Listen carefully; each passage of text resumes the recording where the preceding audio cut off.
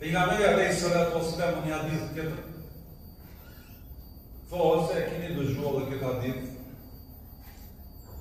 Ka hip në minber ditë në gjumë, 3 herë ka thonë amin, amin, amin.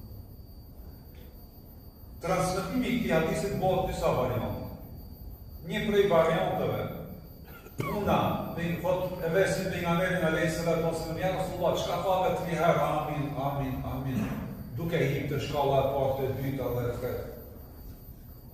Tha merë Gjibrili dhe më tha, por huna në tokë, ne kina për me e përduri, gjuhën arabe përdorë, kur e ullë burin, e në në shmanë.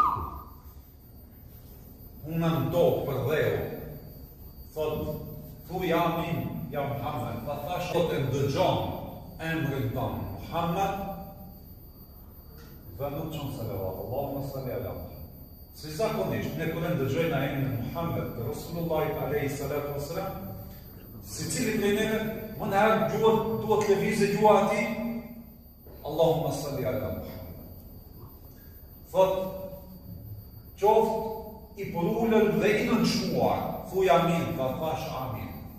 Më një hadith tjetër, do më thonë një transmetim tjetër, thot se Zoti mos ja boft nasik xhenetit, thuj amin, dhe thash amin.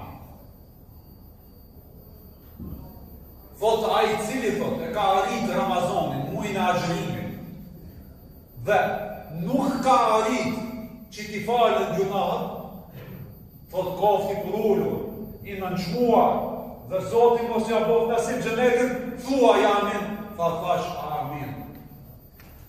Dhe e treta, tha i cili tha i ka arrit prindërit e vetë, i ka zonë në jetë, në mosh, kur ato kanë nevoj për atë, të ditë jo se njëri, thot dhe nuk ka arrit të fiton xhenetin,